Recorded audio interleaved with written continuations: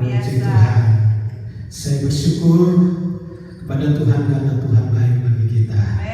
Hari ini kita merayakan hari Pentakosta, hari ketuanan Roh Kudus. 2000 tahun yang lalu Roh Kudus sudah dicurahkan dan Roh Kudus itu bekerja sampai sekarang ini. Puji Tuhan. Baik saudara, kita akan masuk di dalam firman Tuhan pagi hari ini. Saya akan membacanya di dalam Kisah Rasul pasal yang pertama ayat yang ke-8. Kisah Rasul pasal yang pertama atau pasal 1 ayat yang ke-8 berkata begini.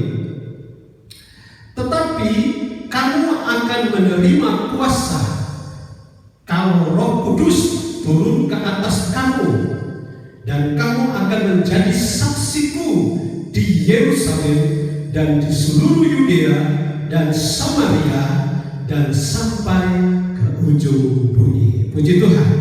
Saudara, kita dapat melihat firman Tuhan pagi hari ini. Saya akan berikan judul menjadi saksi.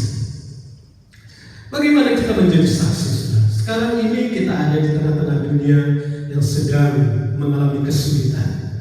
Banyak orang sedang terpuruk, bahkan membutuhkan pertolongan. Dan kita sebagai anak-anak Tuhan, Tuhan mau kita menjadi saksi. Amin. Menjadi berkat bagi dunia ini. Tapi persoalannya, saudara, bagaimana kita menjadi saksi kalau kita sendiri tidak memiliki kuasa?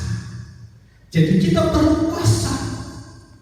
Di dalam ayat pembacaan kita tadi, bahwa Tuhan mau supaya kita menjadi saksi. Pergilah kamu ke seluruh bumi, jadikan semua bangsa muridku, dan baptislah mereka di dalam nama Bapa, Putra, dan Roh Kudus. Dan di sini kita lihat di dalam ayat pembacaan kita tadi, tapi kamu akan menerima kuasa kalau Roh Kudus turun ke atas kamu. Jadi ini persoalannya, saudara. Bagaimana kita menerima kuasa? Menerima kuasa, orang yang menerima kuasa, tandanya kalau Roh Kudus turun ke atas dia. Kita tidak bisa mengandalkan kepintaran kita, kehebatan kita, tutur kata kita yang baik. Tidak bisa. Pengetahuan kita yang hebat. Tetapi kalau kita tidak memiliki kuasa, semuanya akan menjadi sia-sia. Sebab itu kita perlu kuasa. Tapi tandanya orang yang menerima kuasa kalau Roh Kudus turun ke atas dia. Amin. Dan di dalam ayat pembacaan kita tadi, saudara perhatikan, tetapi kamu akan menerima kuasa, kalau Roh Kudus turun ke atas kamu. Kita akan mendapat kuasa kalau Roh Kudus turun ke atas kita. Saya akan berikan contoh bagaimana Yesus sendiri, bagaimana Roh Kudus turun di atas Yesus, di atas kepala Yesus. Tapi ada satu hal yang perlu kita perhatikan. Perlu kita perhatikan bagaimana Yesus memiliki kuasa. Di dalam Injil Matius pasal yang ketiga, Injil Matius pasal yang ketiga, mulai ayat 15 dan ayat yang ke-16 ketika Yesus dibaptis, kita lihat. Ayat 15 berkata begini, lalu Yesus menjawab, katanya kepadanya, biarlah hal itu terjadi, karena demikianlah sepatutnya kita menggenapkan seluruh kehendak Allah.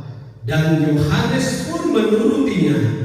Sesudah dibaptis, Yesus segera keluar dari air, dan pada waktu itu juga langit terbuka, dan ia melihat Roh Allah seperti burung merpati turun ke atasnya. Jadi di sini kita lihat bagaimana Yesus yang memiliki kuasa itu. Buktinya Yesus memiliki kuasa ketika dia menggenapi firman Tuhan. Dia menjalankan kebenaran Allah.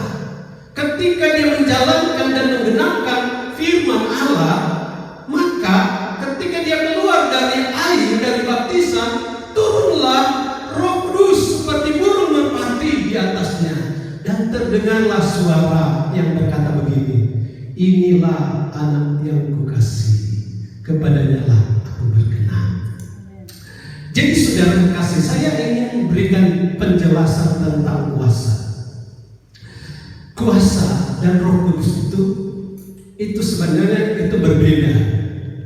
Kuasa itu adalah otoritas atau wewenang yang diberikan kepada mereka yang mau menggenapi firman Tuhan, yang menjalankan firman Tuhan. Satu contoh, kalau orang diberi kuasa, misalnya seorang pemimpin perusahaan. Seorang pemimpin perusahaan, seorang pemimpin menyuruh bawahannya untuk pergi ke sebuah daerah dengan tujuan orang yang diutus ini untuk menjalankan tugas perusahaan. Tapi orang yang diutus ini dia akan pergi dengan membawa surat tugas. Surat tugas yang dibawa oleh orang ini akan diperlihatkan kepada perusahaan yang atau di daerah yang dimana dia pergi, dimana dia diutus.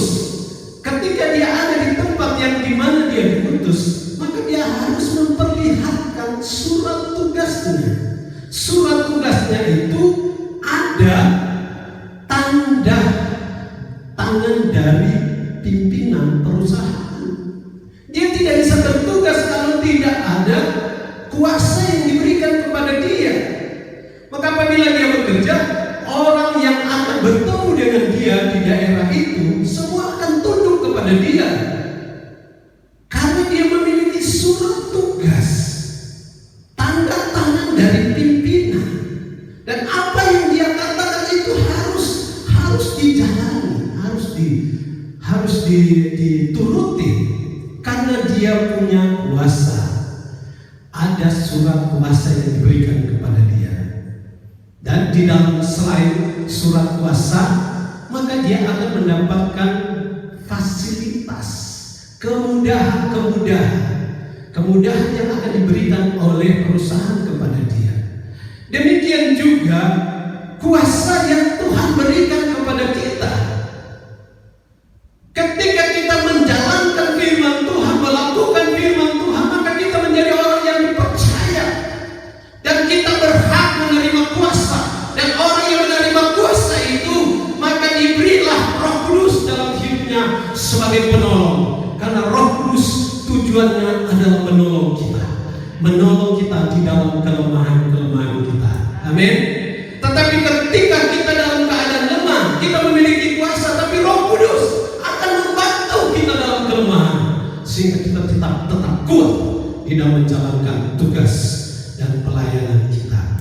Dan kita sudah melihat bagaimana Yesus memiliki kuasa, karena dia telah memenuhi kebenaran, dia menjalankan kebenaran. Dan setelah itu, kalau kita lihat bagaimana Yesus di dalam pelayanan, dimanapun dia pergi berada, orang lemah dikuatkan, orang sakit disembuhkan, orang mati dibangkitkan, karena dia memiliki kuasa pada waktu Roh Kudus turun ke atasnya. Amin. Sebab itu di dalam Matius pasal yang ke-28 ayat 18, di sana dikatakan bahwa Yesus berkuasa di sorga dan di bumi, dan yang semua kuasa ada di dalam dia. Dan kuasa yang dia miliki, dia juga mau berikan kepada kita. Amin.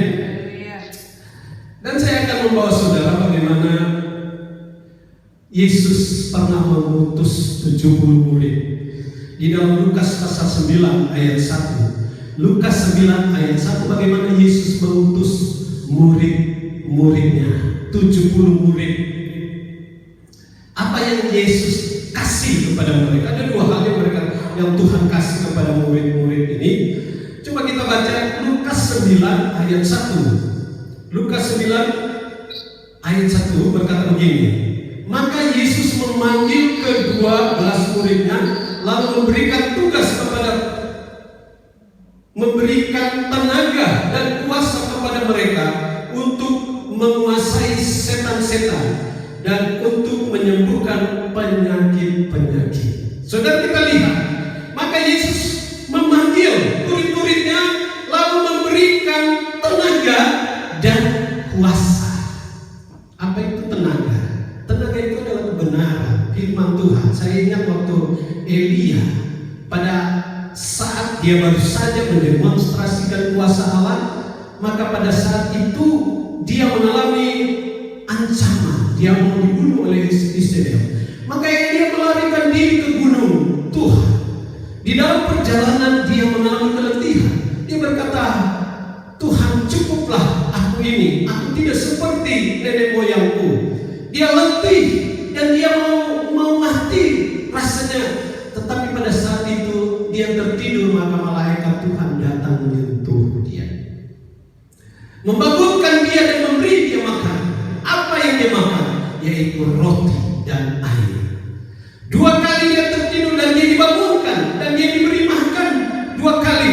Maka malaikat katakan kepada Elia, makanlah, kalau tidak perjalananmu akan semakin jauh.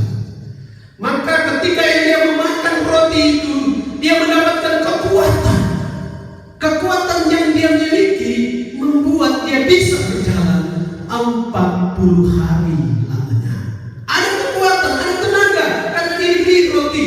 Demikian juga Yesus katakan, akulah roti hidup. Barang siapa yang datang kepadaku dan makan roti ini, dia akan hidup. Ada kekuatan. Dan di dalam Roma juga dikatakan bahwa Injil itu adalah kekuatan Allah. Haleluya. Jadi itu bicara kekuatan. Yang kedua di sini kita lihat kuasa. Murid-murid diberi kuasa untuk apa? Di dalam ayat pembacaan kita tadi, supaya mereka menguasai setan-setan dan menyembuhkan penyakit-penyakit. Inilah kuasa yang diberikan kepada kita, supaya kita memiliki kuasa. Tapi tandanya orang yang berkuasa, yang memiliki kuasa, ketika Roh Kudus turun ke atasnya. Bagaimana kita mau jadi saksi kalau kita sendiri tidak punya kuasa, tidak memiliki kuasa?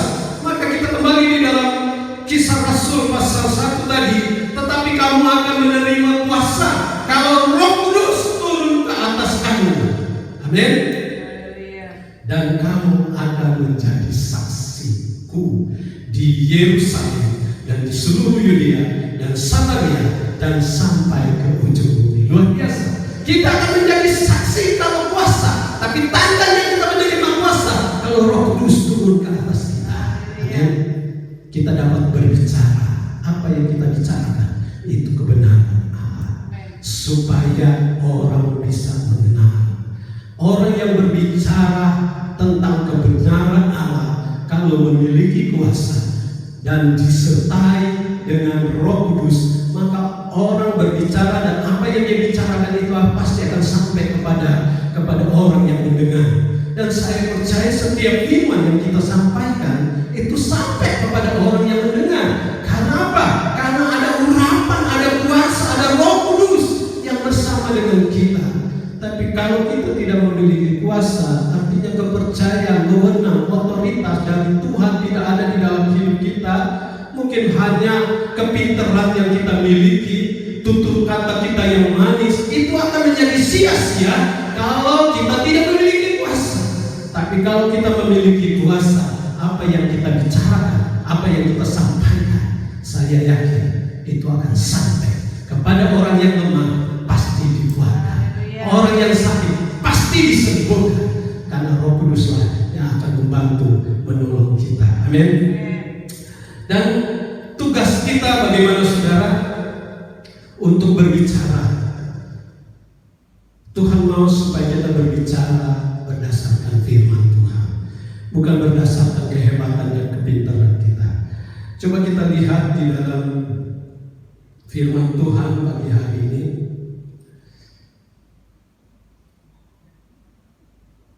Cara kita berbicara, 1 Petrus pasal 4.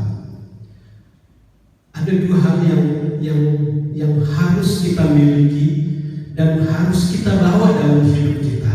Yaitu pertama, cara kita berbicara, berbicaralah seperti orang yang menyampaikan firman Tuhan. Hidup kita itu perlu, Alkitab katakan hidup kita seperti kita diperhadapkan, atau Ibrani katakan kita adalah surat-surat yang terbuka. yang bisa dibaca oleh orang. Sebab itu 1 Petrus pasal 4 ayat 11 ada 2 hal yang kita bisa lihat di sana. 1 Petrus pasal 4 ayat 11 berkata begini, jika ada orang yang berbicara, baiklah ia berbicara sebagai orang yang menyampaikan firman Allah. Haleluya. Jika ada orang, yang kedua, jika ada orang yang melayani, baiklah ia melakukannya dengan kekuatan yang dianugerahkan oleh Allah, supaya Allah dimuliakan dalam segala sesuatu, karena Yesus Kristus ialah yang mempunyai kemuliaan dan kuasa sampai selama-lamanya. Amin. Ini luar biasa. Kalau kita berbicara, ialah kita berbicara seperti orang yang menyampaikan firman Tuhan. Ini kata firman Tuhan. Ini bicara orang-orang yang percaya kepada Tuhan, orang-orang yang dipercayakan, orang-orang yang memiliki wewenang dari Tuhan, mendapatkan otoritas dari Tuhan, maka dia akan selalu berbicara tentang firman Tuhan. Dan apa yang dia bicarakan itu perkataan-perkataan yang datang dari Tuhan. Itulah yang akan dia sampaikan. Dan bagian yang kedua, biarlah kita melakukannya, melayani dan melakukannya dengan apa, saudara? Kalau kita melakukannya dengan kekuatan yang dianugerahkan oleh Tuhan. Kita melayani Tuhan bukan karena dengan kuat dan gagah kita, tetapi kekuatan dari Tuhan, kuat kuasa dari Tuhan yang Tuhan anugerahkan kita miliki dalam hidup kita. Kita harus bekerja melayani Tuhan bukan karena dengan kekuatan kita, tetapi kekuatan yang dianugerahkan oleh Tuhan bagi kita. Apa itu kekuatan yang dianugerahkan oleh Tuhan bagi kita? Yaitu kekuatan yang dari Tuhan, yaitu kuasa Tuhan yang Tuhan berikan kepada kita. Itulah yang akan kita pakai untuk melayani Tuhan dan pekerjaan Tuhan, untuk memberitakan keselamatan supaya banyak orang diselamatkan. Kalau hanya kita berbicara dengan kepintaran dan kehebatan kita, tutur kata kita yang baik, itu belum menjadi jaminan orang bisa datang kepada Tuhan. Orang bisa mendengar, tetapi belum tentu orang bisa melakukan. Tetapi kalau kita memiliki kuasa, kita berbicara tentang kebenaran Allah dan kekuatan dari Allah, Allah berikan kepada kita, kita pakai untuk melayani Tuhan. Saya percaya apa yang kita bicarakan, itulah yang akan memenangkan orang boleh datang kepada Tuhan. Mari kita mau menjadi berkat lewat apa yang Tuhan sudah taruh dalam hidup kita. Kita akan menerima kuasa kalau Roh Kudus turun ke atas kita. Amin. Kita tidak bisa melakukan dengan kekuatan kita kalau Roh Kudus itu tidak ada dalam hidup kita. Puji Tuhan. Demikianlah firman Tuhan pagi hari ini. Kiranya firman Tuhan ini dapat memberkati kita. Yang mendengar firman Tuhan dan melakukannya, mereka diberkati oleh Tuhan. Terima kasih.